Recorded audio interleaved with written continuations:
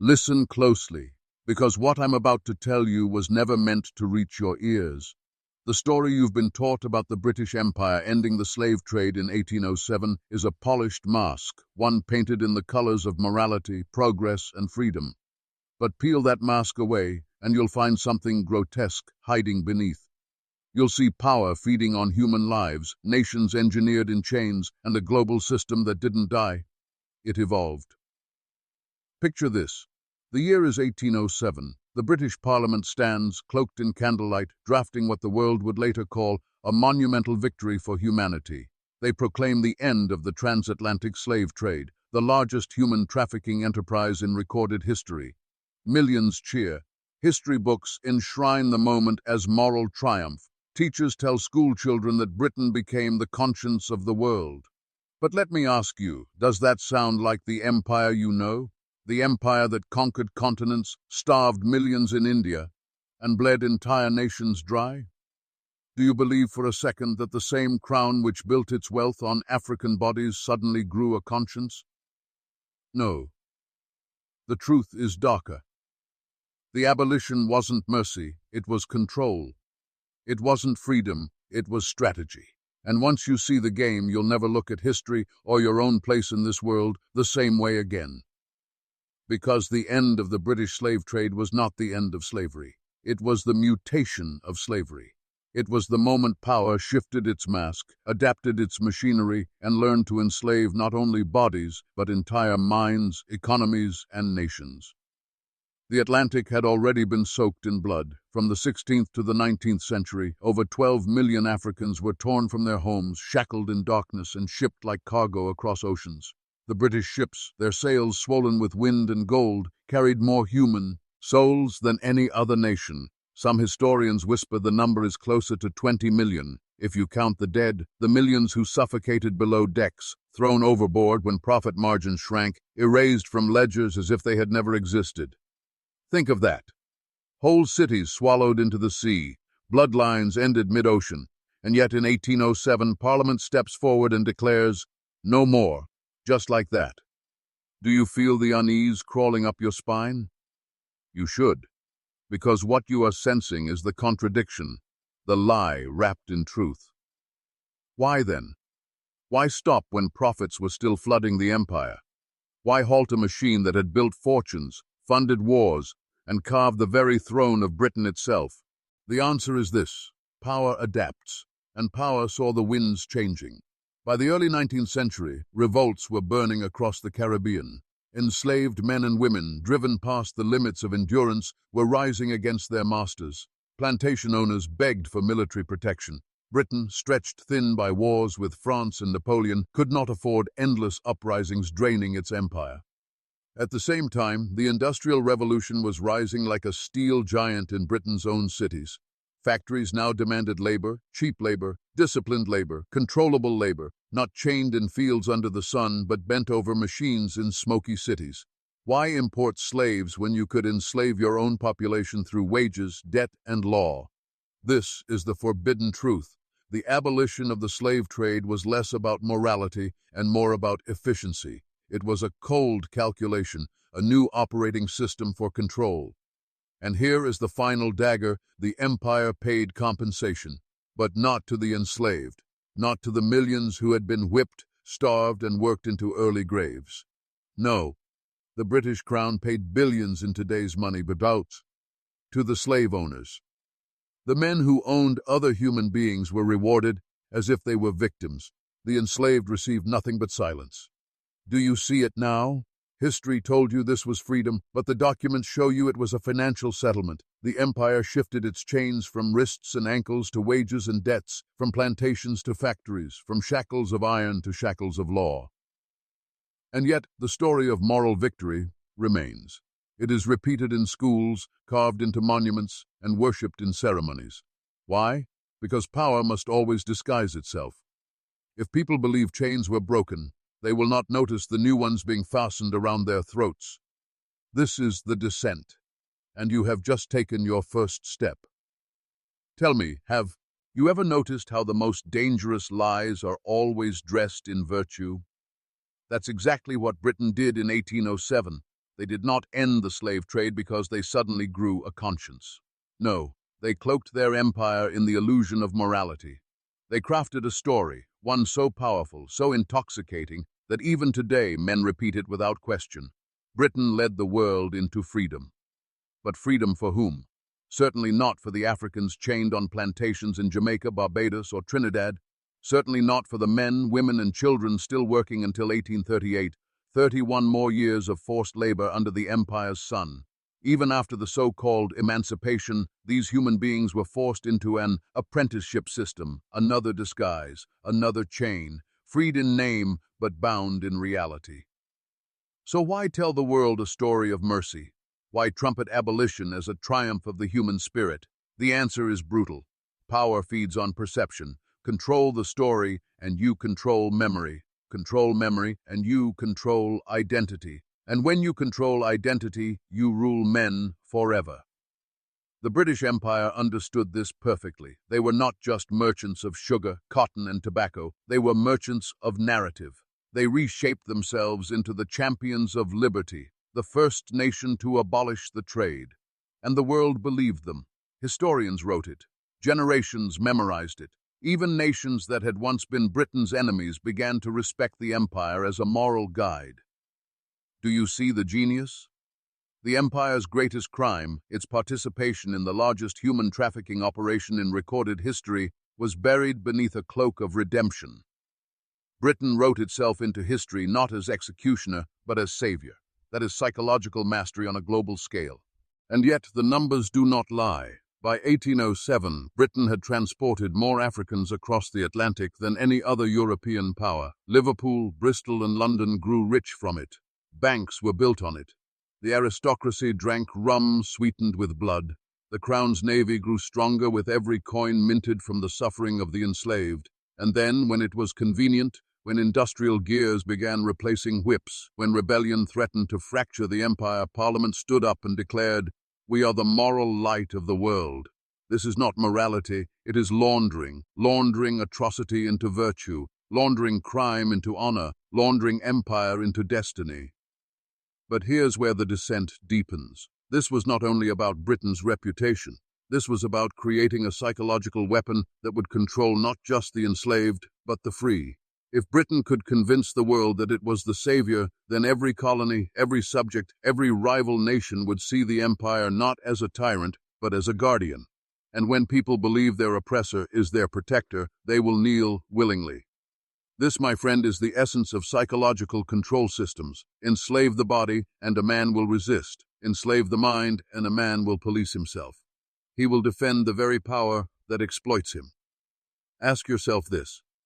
Why do men today still honor Britain's abolition as a beacon of progress, while forgetting that the enslaved were forced to keep working for decades?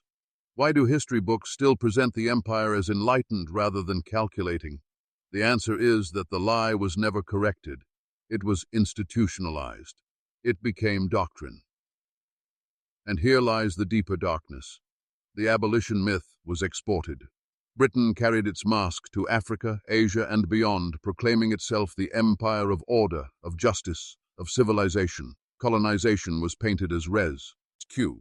Subjugation was painted as salvation. The empire enslaved whole nations under the banner of protection, and men believed it. Pause and feel that weight. Do you understand now why you were never meant to see this? Because once you see it, the world changes. You realize that history is not a record of what happened, it is a record of what power wanted remembered. Britain's moral leadership was a stage play, a performance engineered to blind. And in that performance, millions remained in bondage while the empire tightened its grip on the future. So let me ask you, who benefits from the stories you believe today? What lies are dressed in virtue, paraded as progress, packaged as justice? If power could manipulate the world in 1807, do you really think it stopped? The descent has only just begun. There is a truth so sharp, so uncomfortable, that once it cuts you, you can never go back to sleep. Morality, in the hands of power, is not morality at all. It is a weapon. This is what Britain discovered in 1807. The end of the slave trade was not merely a domestic policy. It was a global chess move. a reshaping of the battlefield. Because what happens when one empire suddenly declares itself the moral authority of the world? It gains a new form of power, power to judge, to condemn, to humiliate its rivals. Think about it. In the early 19th century, France, Spain, Portugal, and even the young United States were still deeply entangled in the trade. Their ships still tore across the Atlantic. Their plantations still swallowed human lives. By outlawing the trade, Britain placed itself above them, not as equal competitor, but as righteous overseer. Every rival nation became vulnerable to British pressure, British diplomacy, British shame. But here's where the descent deepens. This was not only about Britain's reputation, this was about creating a psychological weapon that would control not just the enslaved, but the free. If Britain could convince the world that it was the savior, then every colony, every subject, every rival nation would see the empire not as a tyrant, but as a guardian. And when people believe their oppressor is their protector, they will kneel willingly. This, my friend, is the essence of psychological control systems. Enslave the body, and a man will resist. Enslave the mind, and a man will police himself. He will defend the very power that exploits him. Ask yourself this. Why do men today still honor Britain's abolition as a beacon of progress while forgetting that the enslaved were forced to keep working for decades? Why do history books still present the empire as enlightened rather than calculating? The answer is that the lie was never corrected. It was institutionalized. It became doctrine. And here lies the deeper darkness. The abolition myth was exported. Britain carried its mask to Africa, Asia, and beyond, proclaiming itself the empire of order, of justice, of civilization. Colonization was painted as rescue. Subjugation was painted as salvation. The empire enslaved whole nations under the banner of protection, and men believed it. Pause and feel that weight. Do you understand now why you were never meant to see this? Because once you see it, the world changes. You realize that history is not a record of what happened, it is a record of what power wanted remembered. Britain's moral leadership was a stage play, a performance engineered to blind. And in that performance, millions remained in bondage, while the empire tightened its grip on the future. So let me ask you, who benefits from the stories you believe today? What lies are dressed in virtue, paraded as progress, caged as justice? If power could manipulate the world in 1807, do you really think it stopped? The descent has only just begun. There is a truth so sharp, so uncomfortable, that once it cuts you, you can never go back to sleep. Morality in the hands of power is not morality at all, it is a weapon. This is what Britain discovered in 1807. The end of the slave trade was not merely a domestic policy, it was a global chess move, a reshaping of the battlefield. Because what happens when one empire suddenly declares itself the moral authority of the world? It gains a new form of power, power to judge, to condemn, to humiliate its rivals. Think about it. In the early 19th century, France, Spain, Portugal, and even the young United States were still deeply entangled in the trade. Their ships still tore across the Atlantic. Their plantations still swallowed human lives. By outlawing the trade, Britain placed itself above them, not as equal competitor, but as righteous overseer. Every rival nation became vulnerable to British pressure, British diplomacy, British shame. But it went further. The Royal Navy, the same fleet that once escorted slaving ships, suddenly rebranded itself as the police of the seas. They patrolled the Atlantic, intercepting foreign vessels, seizing cargo, punishing traders. At first glance, this looks like justice, but look deeper. This was not about compassion, it was about control. The empire that once dominated through commerce now dominated through enforcement. Britain didn't just end the trade, it monopolized morality. And here lies the brilliance. By casting itself as the savior, Britain gained the right to decide who was civilized and who was barbaric. They dictated who was enlightened, who was backward, who was deserving of respect, and who required guidance. In this way, abolition was the birth of a new hierarchy, not of empires measured by gold or armies, but of empires measured by virtue. Britain crowned itself the high priest of morality, and the world bowed. Can you feel the manipulation? The empire that built its wealth on chains now used the absence of those chains to elevate itself above others. It was no longer enough to be powerful, you had to appear righteous. And who decided righteousness? The empire itself. But here's where it gets darker. This so-called morality became a license to expand. Across Africa, British officials and missionaries began arriving under the banner of abolition. They claimed they were there to protect Africans from Arab traders, from Portuguese slavers, from themselves. But protection quickly became domination. The British flag followed. Forts rose. Territories were swallowed. The cry of abolition became the hymn of empire. This is how power works. It never wastes a symbol. It turns virtue into leverage. It weaponizes compassion into conquest. What began as a parliamentary act in 1807 became the justification for carving up entire continents. And do not miss the psychology at play here. Once you brand your rival as immoral, you no longer need to compete with them. You can destroy them in the name of justice. Once you declare yourself the savior, your own crimes are washed away in the flood of righteousness. Britain's brutal exploitation of India, its engineered famines, its plunder of resources, these could be hidden beneath the shining halo of abolition. The empire could say, yes, we conquer, yes, we rule, but we ended the slave too. Raid. We are the light.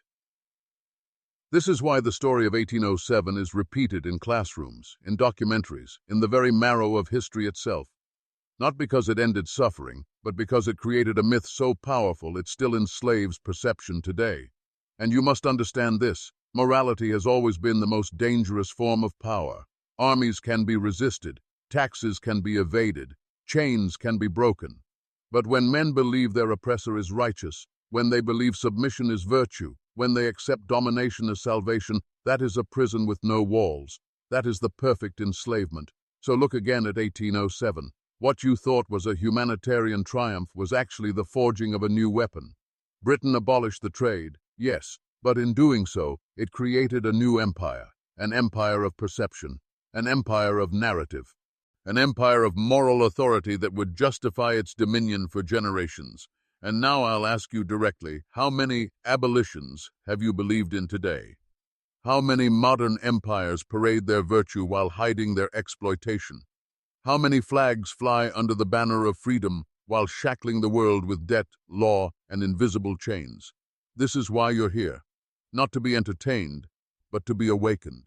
You are being invited to see through the performance, to strip away the costume and look directly at the actor. And when you do, when you stare into the machinery of deception, you will understand. The empire never ended. It only changed form. This is not a history lesson. This is a mirror. You've been told the chains were broken, but look closer. The chains were not shattered. They were remade, forged into new shapes, hidden in plain sight. This is the forbidden truth about 1807. The abolition of the slave trade was not the death of slavery. It was the metamorphosis of slavery. Britain did not end the system, it upgraded it. The plantation became the factory. The whip became the wage. The overseer became the banker. Let me explain. By the early 19th century, the Industrial Revolution was tearing through Britain. Coal, steam, iron, machinery, the world was shifting from soil to steel. The plantations across the Atlantic had fueled Britain's rise, but now the empire saw a new model of control, wage labor. Instead of shipping Africans in chains, Britain could harness its own people, millions of workers, locked not by shackles but by necessity. Do you see the brilliance? A slave must be fed, housed, guarded, punished. A wage worker must fend for himself. He must pay rent, buy food, struggle to survive, and yet he still delivers his labor to the master. No chains required. The illusion of freedom is cheaper, more efficient, more scalable, and it did not stop there. Debt became the new plantation. Entire nations were bound through loans, contracts, and credit. Where once a man was branded with hot iron, now he is branded with signatures, stamped papers, and laws. A body once chained to a plantation could only harvest sugar or cotton, but a mind chained by debt, by the fear of hunger, by the need for survival, that mind could power industries, armies, empires. This is why the enslaved Africans in the Caribbean were not immediately freed in 1807. The empire needed time. Time to transition its machinery, time to maintain order, time to reforge the system so that the economy would not collapse but evolve. And in 1833, when the final act of emancipation was announced, it came with a dagger hidden inside. The enslaved were freed into an apprenticeship, another word for slavery, dressed in new clothing. They still worked the same fields under the same masters for years after the so-called liberation. But the true insult was this: Britain paid compensation, not to the enslaved, but to the slave owners. The empire allocated the modern equivalent of billions of dollars to the wealthy planters, the merchants, the families of power. And who paid for this? British taxpayers, ordinary men and women locked into debt that lasted until 2015. Imagine that. Men working in factories, struggling to feed their children, unknowingly paying off the debts owed to those who once enslaved others. This is how power hides itself. You were told chains were broken. In reality, the chains were spread wider, thinner, more invisible, wrapped around whole societies. And think of the psychology of this moment. The enslaved man looks to the sky, believing freedom has come. But when he turns his head, he sees the same master, the same fields, the same hunger, the same lash. His body is no longer property, but his survival is still controlled. This is not emancipation, this is transformation, and the empire exported this system. Across the world, Britain pioneered new methods of control: indentured servitude, colonial labor laws, contract systems. They shipped Indian workers to the Caribbean, Chinese laborers to the Pacific, Africans to new territories, all under contracts that looked legal but smelled of slavery. The trade did not end, it mutated. Ask yourself this: what is more terrifying, chains you can see or chains you cannot? The slave who knows he is enslaved will fight, but the worker who believes he is free while living in debt, while toiling endlessly, while his children starve, he will defend the very system that consumes him. He will call it opportunity, he will call it life. And here's the revelation that few dare to face. Slavery did not end in 1807. It simply became the foundation of the modern world. The financial systems, the corporations, the banks, all were born from this transformation. Every institution that claims to stand for order and progress is built on bones, on blood, on bondage disguised as freedom. This is why the British Empire could afford to abolish the trade. They no longer needed visible chains, they had discovered invisible ones. And once you master invisible chains, you own the future. Let that sink in. You were never meant to see this. You were meant to celebrate 1807 as progress, as humanity's triumph. But progress is just another word for efficiency. Humanity's triumph is just another story told by the victors. The truth, the forbidden truth, is that slavery never ended. It simply changed form, and it still binds us all. Now pause, reflect, look at your own life. Are you free, or are you working to pay debts you never agreed to, trapped in a system that bleeds you while telling you that you are liberated? If you feel that tightening in your chest, if you feel that suspicion burning in your mind, you are beginning to awaken. And once you awaken, you cannot go back. There is a prison more terrifying than walls of stone, a prison where men guard themselves, where the jailer is not outside the body but inside the mind. And in the 19th century, Britain perfected it.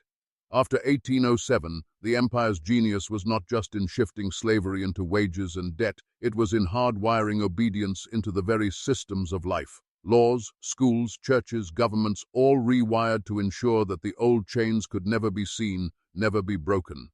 Let's start with law. Across the colonies, Britain passed legal codes that appeared progressive but always maintained hierarchy. Apprenticeship contracts kept the formerly enslaved bound to plantations. Vagrancy laws criminalized freedom itself. If a man left the fields, if he refused to work, he was branded a criminal. The lash was replaced by the judge, the master by the magistrate. Justice became the whip, and men called it civilization, now education. Britain exported schools not to free minds, but to shape them. The curriculum erased African history, silenced indigenous knowledge, glorified the crown. Children were taught to see their own ancestors as savages, their own languages as primitive, their own traditions as backward. They learned to admire the empire that ruled them, to believe their oppressor was their benefactor. When you destroy a people's story, you destroy their resistance. A man who despises his own roots will never rise against the hand that uprooted him. And then, the church. Missionaries swept across the colonies with Bibles in their hands and empire at their backs.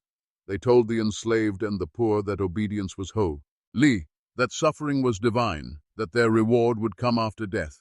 They reframed submission as salvation. They baptized bondage in sacred water. Imagine the brilliance, Turn rebellion into sin, and men will police themselves not just out of fear, but out of faith. This is what I mean by institutionalized chains. The plantation had ended, but the systems of control had multiplied. No longer just overseers with whips, now judges, teachers, priests, and governors all carried the empire's torch. The chain was hidden in every law, every lesson, every sermon, and men grew up believing it was natural. But here is the most sinister part. Britain used this machinery not only abroad, but at home. The same factories that chewed up working men in Manchester and Birmingham, the same schools that taught loyalty to crown and empire, the same courts that crushed dissent, all were designed to mold the British poor into obedient cogs. In this way, the empire enslaved its own subjects while convincing them they were free citizens of the greatest nation on earth. Think of the psychology. If you work 14 hours in a factory, if you collapse in exhaustion, if your children starve, yet you are told you are free, told you are British, told you belong to the greatest empire in history, you will carry your chains proudly. You will even defend them against anyone who dares to expose them. That is not just control, that is mastery. Now step back and see the larger picture. The abolition of 1807 was never the end of slavery. It was the construction of a new architecture of enslavement, one so vast, so invisible, that it spread across continents and generations. Laws shaped behavior, education shaped thought, religion shaped the soul. Together, they created a system where rebellion was not just crushed, it was unthinkable. And this is where the dissent becomes personal, because these systems did not die with the empire. They did not vanish in 1838 or 1945 or even today. They were inherited, absorbed, and adapted by the world you live in now. The laws you follow, the schools you attended, the institutions you trust. The chains are still here. Only now, they are invisible. Pause for a moment and feel that realization. Look at your own life, the debt you owe, the rules you obey, the beliefs you carry without question. Ask yourself, are they truly yours? Or are they the inheritance of a system designed long before you were born? This is why men never awaken, because the system does not just enslave the body, it enslaves identity. You believe you are who you are, when in reality you are who they have shaped you to be. And yet, here you are, listening, awakening, beginning to see the cracks in the prison walls. But here's the danger. Once you see the chains, you can never unsee them. You cannot return to the comfort of ignorance. You either rise or you collapse. There is no middle ground. This is the descent, and you are already falling. By now you can feel it, the unease, the crawling sensation that something inside you is shifting, that the world you thought you knew was built on illusions. This is not just history, it is initiation. Up until now, I've shown you the mask. The empire told the world slavery ended in 1807, but we've stripped that mask away. We've seen the truth. The chains never broke. They only changed shape. The body was freed, but the mind was bound. The whip vanished, but the law took its place. The plantation collapsed, but the factory rose. This is not the past. It is the blueprint of the present. And now you must face the hardest truth of all. The same system that bound Africans in chains, that turned men into property, that disguised domination as morality, that same system lives in your life today. Look at your debts, your bills, your endless labor. Look at the institutions that tell you who you are, what to believe, how to behave. Look at the governments that cloak themselves in virtue while draining the lifeblood of entire nations. Look at the corporations that sell you freedom while enslaving your time, your attention, your energy. Do you see it? The empire never ended. It only changed costume, and you are part of it. This is where most men turn away. The knowledge is too heavy, too dangerous. It cracks the foundations of identity. They cling to the storybooks, the myths, the illusions, because it is easier to believe in freedom than to confront invisible chains. But you are not most men. You are here, listening, watching, following me down into the depths. You are ready for more. And so I ask you to cross the threshold, to not just hear these truths, but to claim them, to step into the initiation. Right now in the comments, I want you to write this phrase. The chains are invisible. Write it twice. Not once, but twice. Why? Because repetition is ritual. Ritual transforms words into reality. When you write it, you are declaring that you see what others cannot. You are anchoring the truth inside yourself. You are stepping out of illusion and into awareness. Do it now. write it twice. And understand, this is not just for the algorithm, not just for engagement. This is a symbolic act, a mark of transformation, a sign that you refuse to be blinded any longer. Because here is the real descent. Once you see the invisible chains, you begin to see them everywhere, in every law, in every story, in every structure that claims to protect you but secretly exploits you. And once you see them, you cannot go back. You cannot unlearn the truth. You cannot return to comfort. This is the dangerous knowledge I promised you, the kind that changes a man forever, the kind you were never meant to hear. The Empire thought its disguise would last forever, but the disguise is breaking. You are awake now. And the deeper we go, the more the mask will crumble. But understand this, awakening comes with a price. Once you see, you must act. Once you know, you are responsible. Once the veil lifts, you can never again pretend that life is simple. This is the initiation. You have crossed the line. You have declared yourself awake. Now, prepare yourself. Because in the next descent, I will reveal how the Empire did not just hide its chains in law, in schools, in faith, but how it built entire global systems that still bind nations today. Systems of finance, systems of trade, systems of control so vast they make the plantations of the past look small. You are not ready for comfort, you are ready for fire, and the fire is coming. Slavery did not end. It globalized, it put on a suit, stepped into a counting house, and called itself progress. When Britain ended the slave trade, it did not lose power, it multiplied it. Because the Empire understood something most men never grasp. Human bondage is not just physical, it is economic. If you control the flow of money, you control the flow of life itself. And in the 19th century, Britain mastered that control. Look at the pattern. First, they stripped colonies of their raw materials, sugar, cotton, tea, rubber, gold. Then they sold those same colonies the finished goods, priced at rates that guaranteed dependence. This was not trade, it was a one-way drain. The colony became both mine and market. Resources flowed out, profit flowed in. The balance was always rigged. But here's where it gets darker. Britain introduced debt. When colonies or rival nations resisted, they were offered loans, generous sums on paper, but with interest rates designed to bleed them dry. When the debt could not be repaid, and it never could, the Empire demanded repayment in land, in resources, in sovereignty itself. What once was taken by sword was now taken by contract. This was the birth of financial slavery, and it worked not just abroad, but at home. The compensation Britain paid to slave owners in 1833 was not free money, it was borrowed. A vast loan from the banks, secured by the crown to pay off the very men who had profited from human lives. That debt was carried by the people of Britain, ordinary workers, generations of them, who paid taxes that fed the banks until 2015. Imagine it. Modern men paying for the freedom of slave owners 2 centuries dead. That is not emancipation. That is entrapment across time. Do you see the elegance? The slave trade had ended, but its logic had not. Instead of shackles, they created ledgers. Instead of overseers, they created creditors. Instead of whips, they created interest rates. The plantation became invisible, but the labor, the suffering, the extraction, it continued. And this machinery did not remain confined to Britain. It spread across Europe, across America, across the globe. Nations today are still bound by this system. Look at Africa, carved by colonialism, then bound by IMF loans. Look at the Caribbean, still trapped in cycles of debt to the very empires that once enslaved them.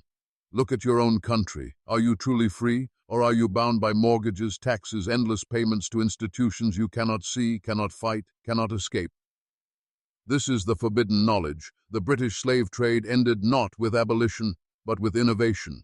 They reinvented slavery for the modern age. They discovered how to enslave entire nations without chains, without ships, without the stench of blood on the decks. A cleaner system, a hidden system, a system that still feeds on you today.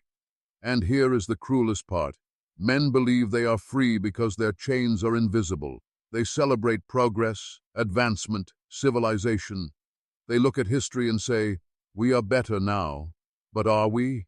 Or are we simply trapped in a cage with invisible bars, one we cannot touch, but one that dictates our every move? Ask yourself, who owns your time? Who owns your labor? Who owns your future? The answer is the same as it was in 1807. Not you, never you, always them. This is why Britain's story matters, because it is not just history, it is the architecture of your life. You are walking through corridors designed centuries ago. You are playing in a game whose rules were written by men who died long before you were born, and the game was never designed for you to win. Now pause. Feel the weight of that realization, the unease, the fire in your chest, the anger rising. That is the beginning of freedom, the recognition that you are not free, that everything you were taught about liberty, progress, justice, was written by the jailers, not the freed. And if you can feel that, then you are ready to go deeper. Because the empire's genius was not just in chaining bodies, not just in trapping nations in debt, but in mastering the ultimate weapon, identity. They discovered how to enslave the very idea of who you are. And once you enslave identity, you enslave the man forever. And that, my friend, is where we go next. The body can be broken, the wallet can be drained, but the deepest form of slavery is not physical or financial, it is psychological. It is when the very idea of who you are is designed by someone else. This was Britain's final invention, identity slavery. After abolition, after financial dominance, the empire faced a new question. How do you keep control when the visible chains are gone? The answer? You create invisible chains within the mind. You tell a man what he is, and he will live inside that cage forever. Think of race. Before the slave trade, the concept of race, as we know it, barely existed. People were divided by tribe, by land, by faith, but not by color. The British Empire systematized race. They wrote it into law, into science, into education. They declared entire populations inferior by blood, by nature. A black man was no longer just a man, he was a category, a label, a mark that followed him across oceans, across centuries. That was the empire's genius. They enslaved not just flesh, but perception. Think of class. Britain perfected a hierarchy so tight that even those who lived in the heart of the empire were chained. The working class believed they were free citizens, yet their lives were dictated by the aristocracy and industrial masters. They were conditioned to accept their lot, to believe that order was natural, divinely ordained, to dream of rising, yet never rise. Their poverty was not just material, it was identity. They were told they were small, and so they lived small. Think of culture. Colonized nations were told their traditions were savage, their languages backward, their gods false. Britain replaced them with English, with Anglican hymns, with textbooks that praised the empire as savior and civilizer. Children in India, Africa, the Caribbean grew up ashamed of their own roots, trained to see themselves through British eyes. Even after independence, the echo remained. The empire had withdrawn, but the self-hatred stayed. That is control beyond the grave. And here is the meaty, a terrifying truth. Once you enslave identity, you don't need chains. A man will police himself, a nation will divide itself, a people will kneel before a system that no longer needs soldiers on the streets, because the battlefield is within. Look at today. Do you think you are free of this? Or do you still live in cages of identity? You are told what masculinity is, what success is, what failure is. You are fed archetypes, stereotypes, categories that shape how you see yourself and others. Race, gender, class, nationality, all turned into weapons, dividing men from men, brother from brother. This is no accident. It is design. It is empire logic, still breathing. Ask yourself, how many of your beliefs are truly yours? How many thoughts in your mind are seeds planted by systems older than you, crafted to keep you compliant? They don't need to enslave your body anymore. They don't need to seize your labor directly. They only need to script your self-image, and you will spend your life obeying a role you never chose. That is the highest mastery of power. And Britain was the master. This is why even centuries after the end of the slave trade, the descendants of the enslaved still carry scars that cannot be seen. Why working men in the heart of wealthy nations still feel powerless, trapped in cycles they cannot name. Why nations that broke free of colonial rule still walk in circles, repeating the patterns their colonizers wrote into them. Because the empire's chains were never just steel, they were stories, and stories endure. And here is where your awakening begins. You are not who they told you are. You are not the labels, the ranks, the roles that were written centuries ago. You are more, but you cannot reclaim it until you see the prison, until you name the bars, until you spit out the lies they force down your throat. That is why you are here. That is why you are listening. Because some part of you knows you are not truly free. That part of you is awake, and once it wakes, it does not sleep again. But to break free, you must go deeper still, because identity slavery was not the end. It was only the beginning of a darker design, a design to enslave not just what men think of themselves, but how men think at all. And that is where the rabbit hole leads next. Listen, the dead do not always lie. Sometimes they are silenced, and the quiet that remains is not empty. It is full of what someone else decided you should not know. If identity was the empire's most intimate chain, controlling thought is its most absolute. History is not merely what happened, it is what the victors chose to file away, to print in textbooks, to memorialize in stone. Control the archive and you control the past. Control the past and you script the present. And once the present is scripted, the future follows the same lines: predictable, manageable, owned. After 1807, Britain learned the craft of historical housekeeping. It curated memory with surgical precision. Diaries that named slave ships were burned or tucked into private libraries. Court records that proved atrocities were buried under legalese or sealed by state interest. The voices of the enslaved, the songs, the testimonies, the uprisings were either dismissed as rumor or translated through the filter of the colonizer's pen. Those who wrote were the ones who remained. Those who spoke in the tongues of empire became the historians. This is how obedience becomes perpetual. Those who inherit the pens and presses are given the authority to decide which stories matter. Universities teach histories that comfort the comfortable. Museums display artifacts that flatter the empire's image: sugar bowls, naval flags, portraits of benefactors, while the tools of torture, the shredded quilts of daily life, and the names of the lost remain absent or relegated to footnotes. Monuments rise to honor governors and philanthropists. Stones that might name entire communities crushed into oblivion by conquest are never carved. You need to feel this. Memory is curated violence.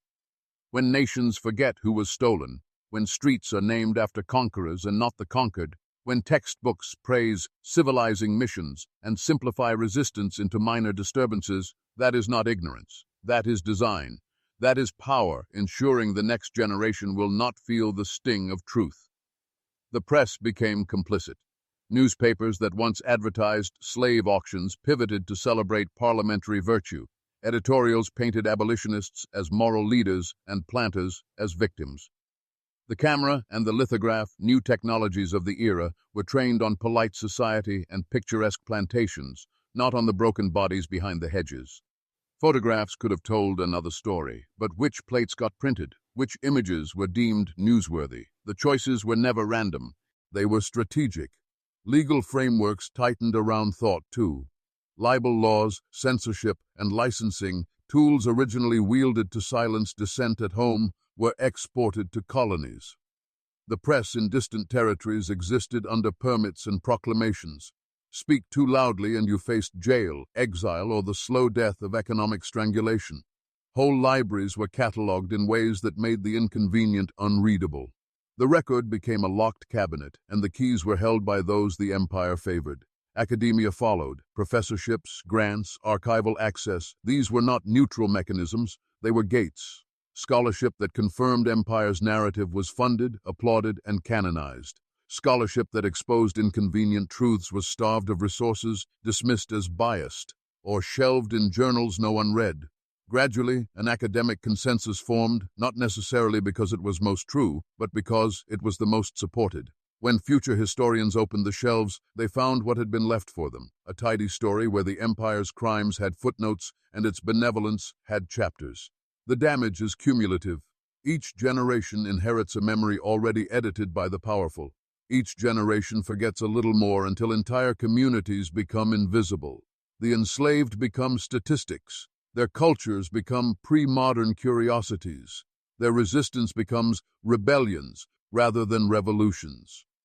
Language shifts subtly. Words like apprenticeship and compensation sanitize atrocities. Euphemism is the velvet glove over an iron fist. And then there is the slow violence of omission. Oral traditions, rhythms, folk tales, songs carry histories that textbooks ignore. Colonizers branded these as primitive and relegated them to anthropological footnotes. The result, a whole archive of memory sits in the mouths of elders, unrecorded, undervalued, until the last storyteller dies and takes secrets to the grave. This is deliberate attrition of knowledge. It is erasure by attrition. It is the quietest form of genocide. But the empire did not only manage paper and stone, it learned to manage the future of thought itself. Philanthropic societies, charitable trusts, and learned societies, mechanisms that seemed benign, were funded to set the parameters of acceptable discourse. Scholarships created tastes. Prizes rewarded certain narratives. Conferences curated panels that reinforced the status quo. The intellectual marketplace was carefully stocked with what would sustain power. This is why awakening is a threat. Once you realize that history has been pruned to favor certain routes, every monument becomes suspect. Every library becomes a field of battle. And this is why the custodians of memory will resist loudly, because memory is the foundation of legitimacy. Take away the sanitized past and the edifice of present authority begins to wobble. And oh, do not be naive about modern tools. If the empire once controlled newspapers and chairs at universities, its heirs now control networks, algorithms, and platforms. Information can be buried not only behind locked archives, but behind feeds that never show what you need to see. Algorithms learn what keeps you scrolling and what makes you outraged, but they also learn what to hide from you. Deplatforming, demonetization, shadow bans, these are the new censorships. They are subtler, but they achieve the same thing. They narrow the public square until only authorized narratives flourish. So where does that leave you? It leaves you at a crossroads. If the past has been curated to protect the powerful, if your mental landscape is planted with carefully chosen seeds, then liberation begins with reclaiming history. It begins with listening to voices no ledger lifted up. It begins with reading the footnotes, visiting the edges of archives, speaking to the elders whose stories were never printed. It begins with the stubborn work of finding what was purposefully hidden. And remember this, to expose the curated past is not to vandalize memory, it's to restore it. To read beyond the monument is to give voice to the voiceless. To question academic consensus is to test the strength of truth. Those who built the archives knew exactly what they were doing, but archives are not invincible. They bend when enough people pry open their doors and let the light in. This is the last gate before the final descent. You have learned how chains became contracts, how identity was rewritten, and how thought itself was managed. In the next and final section, we will reach the bottom of the rabbit hole, look at the human cost preserved in silence, and consider the only honorable response left to a man who has seen the truth. Because knowledge without action is merely another quiet form of servitude. There is a silence that screams, a silence that hums beneath every street built on blood, every bank built on chains, every flag that waves above a history it will not name. We have walked through fire together, you and I. We began on the decks of slave ships, where men were stacked like cargo, treated as less than beasts. We followed the empire into Parliament, where virtue was performed while profit was secured. We tracked it into banks, where chains turned to contracts, and into classrooms, where identities were recast as cages. We descended into archives, where truth was sealed away, and lies were carved in stone. Now we stand at the bottom of the rabbit hole, and here I will not comfort you. I will not tell you progress has triumphed or that justice runs its course, because the truth is darker. The truth is this: the empire did not die. It adapted. It dressed itself in democracy, in charity, in philanthropy, in technology, and it whispers still in the algorithms that feed you, the debts that bind you, the identities you perform, the histories you inherit. But hear me, once a man sees the structure, he cannot unsee it. Once you taste forbidden knowledge, the world above feels like a lie. That discomfort you feel right now, that tightness in your chest, that restless stirring in your gut, that is not fear, that is awakening. That is the first breath of a man pulling air into lungs that have known only suffocation. Now you face a choice. You can close this page, scroll on, return to comfort, and let the silence swallow you again. Or you can choose the harder road, You can stare into the abyss of what was hidden and accept that your life will never be the same. Because once you know how power moves, once you see the invisible chains, you are responsible. You either remain a slave who knows his chains, or you become something else. And this is where you act. Not with empty slogans, not with performative outrage, but with the discipline of a man who refuses to be deceived. Learn to trace the money. Learn to question the narrative. Learn to hear the voices they buried and speak them into life again. Protect your mind like a fortress, for it is the last field of battle. Train your perception until you can smell manipulation before it reaches your skin. Do not let them write your identity, your history, your thought. Do not give them the keys to your soul, because that is the empire's true prize, not your body, not your wealth, but your consent, your willingness to obey, to consume, to forget. Take that back, and you crack their system. Refuse to kneel to their illusions, and you reclaim the ground beneath your own feet. And listen closely. This channel is not just content. It is initiation. Every man who hears these words is marked. If you have walked this far, you are not the same as when you began. The descent has changed you, and to seal that change, to prove to yourself and to the hidden watchers that you will not return to sleep, you must declare it. Go to the comments and write this phrase twice. No chains remain. Write it twice. Carve it into the digital stone. Let the algorithm see it. Let other men see it. Let yourself see it. That is how we spread the fire, quietly, virally, invisibly. That is how identity reclaims itself. That is how truth moves through a machine built to silence it. Remember this: Britain's empire was not unique. It was simply the sharpest blade in a set of tools still being used today. When you recognize the patterns, extraction, debt, identity, memory, you will see them everywhere. In governments, in corporations, in the very platforms you scroll. They want you numb. They want you distracted. They want you small. But you are not small. You were never small. They just needed you to believe it. So I leave you with this. History is not over. It breathes in your bloodstream. It whispers in your choices. It waits in your silence. The story of the British slave trade is not simply a chapter. It is the operating manual of modern control. And now you hold it. You cannot unknow it. What will you do with it? The empire wanted silence. Break it. The empire wanted obedience. Refuse it. The empire wanted your consent. Deny it. You have walked into the darkness and returned with sight. Do not waste it. Build with it. Burn with it. Speak with it. Because the truest rebellion is not noise, it is clarity, and clarity is what makes a man unchained.